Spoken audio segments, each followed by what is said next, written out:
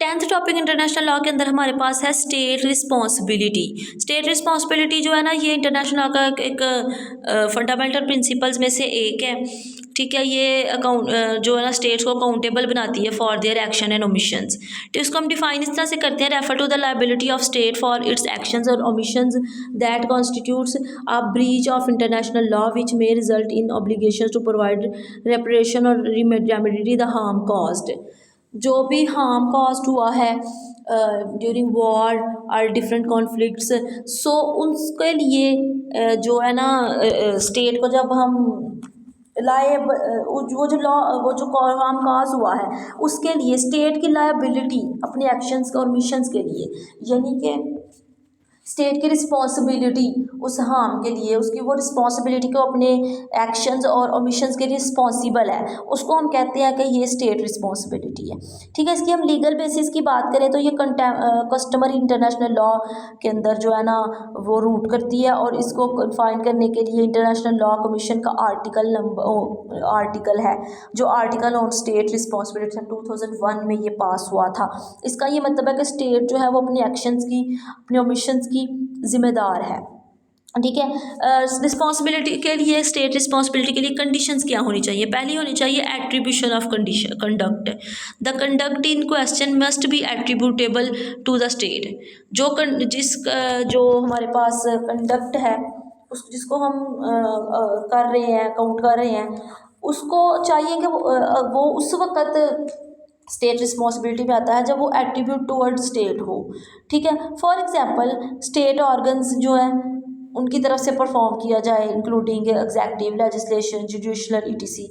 ठीक है, स्टेट के बिहाफ पे इंडिविजुअल्स और एंटिटीज़ के ज़रिए जो है ना वो एक्शन या वो एक्ट परफॉर्म किया जाए। फॉर एग्जांपल कि कोई शख्स जो है वो किसी दूसरे मुल्क में जाकर कत्ल कर देता है तो ये उसका इंडिविजुअल होगा, ये स्टेट की रिस्पॉन्सिबिलिटी नहीं होगी। लेकिन अगर स्टेट का कोई ऑफिशियल जाके किसी और ऑफिशियल मामले में, किसी दूसरे स्टेट के ऑफिशियल मामले में इंटरफेयर करेगा तो ये एक जो है ना स्टेट रिस्पॉन्सिबिलिटी होगी।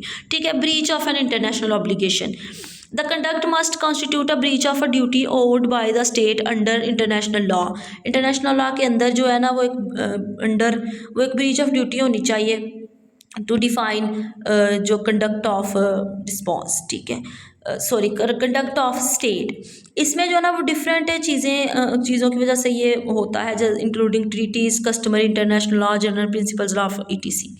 ठीक है, फॉल्ट ऑन रॉन्गफुलनेस। इसका जो नेक्स्ट हमारे पास प्रिंसिपल है स्टेट रिस्पॉन्सिबिलिटी का, वो है फॉल्ट और wrongfulness. The act must be wrongful. आप किसी भी स्टेट की रिस्पॉन्सिबिलिटी, स्टेट को किसी भी एक्ट के लिए उस वक्त अकाउंट कर सकते हैं इंटरनेशनल सिस्टम के अंदर। उस वक्त जो है ना वो स्टेट अकाउंटेबल होती है जब वो एक्ट, उसका जो एक्ट है वो रॉन्गफुल हो और इंटरनेशनल ऑब्लिगेशंस को वायलेट कर रहा हो। ठीक है, there are expectations where an act may not be consider wrongful. कुछ चीज़ें होती हैं, कुछ एक्सपेक्टेशंस होती हैं जहाँ पे एक्ट को रॉन्गफुल नहीं लिया जाता, जस्ट लाइक फोर्स मेजोर। ठीक है, अनफोर्सेबल इवेंट्स जो है ना वो उसके लिए वहाँ पे जो रॉन्गफुलनेस को कंसीडर नहीं किया जा सकता, कंसीडर किया जाता है। ठीक है, नेसेसिटी है acting to protect an essential interest in a grave and next हमारे पास सेल्फ डिफेंस। सेल्फ डिफेंस के अंदर एक अपने ऊपर होने वाले एक आर्म्ड अटैक को रिस्पॉन्ड करना, ये जो ना सब कंडीशन जो कंडीशंस, कुछ कंडीशंस हैं जो कि यूनाइटेड चार्टर ने दी हैं, उसके हवाले से फिर इसके ख़िलाफ़ जो है आप एक फोर्स का यूज़ करना, वो जो है ना वो सेल्फ डिफेंस में आ जाता है। और सेल्फ डिफेंस के अंदर जो यूज़ ऑफ फोर्स है उसको रॉन्गफुल नहीं कहा जाता। ठीक है, forms of state responsibility. State responsibility की फॉर्म्स क्या हैं? प्राइमरी, पहले सबसे है primary and secondary rules. Primary rules जो है ये ऑब्लिगेशन ऑफ स्टेट्स को डिफाइन करते हैं under international law.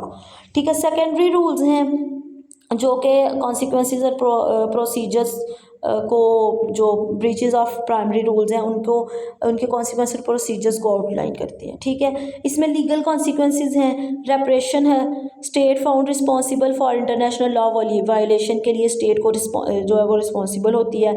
Must make full reparation for the injury caused, जो हार्म कॉज्ड हुआ है उसके लिए जो है ना वो स्टेट रिस्पॉन्सिबल होती है।